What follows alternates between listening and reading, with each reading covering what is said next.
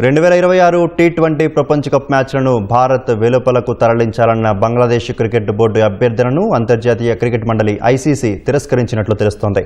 ఈ మేరకు జాతీయ మీడియా వార్తలు ప్రచురించింది. మంగళవారం జరిగిన వర్చువల్ సమావేశంలో మ్యాచ్లను భారత్లోనే ఆడాలని ఐసీసీ వర్గాలు బీసీబీ అధికారులకు తేల్చి చెప్పినట్లు పేర్కొంది. టీ20 ప్రపంచ కప్ ఆడటానికి బంగ్లాదేశ్ జట్టు భారత్కు వెళ్లకపోతే పాయింట్లు కోల్పోయే ప్రమాదం ఉందని ESPN క్రిక్ ఇన్ఫో తెలిపింది. అయితే ఐసీసీ తమకు అలాంటి ఏ విధమైన హెచ్చరికలు చేయలేదని బీసీబీ వర్గాలు పేర్కొన్నాయి. 2026 టీ20 ప్రపంచ కప్లో బంగ్లాదేశ్ తమ 4 గ్రూప్ సి మ్యాచ్లన్నీ భారత్లో ఆడాల్సి ఉంది. ఫిబ్రవరి 7న వెస్టిండీస్తో తర్వాత ఇటలీతో జరిగే మొదటి 3 గ్రూప్ మ్యాచ్లు కోల్కతాలో ఆడాల్సి ఉంది. ఫిబ్రవరి 17న నేపాల్తో జరిగే 4వ చివరి గ్రూప్ మ్యాచ్ కోసం వారు ముంబైకి రావాల్సి ఉంది.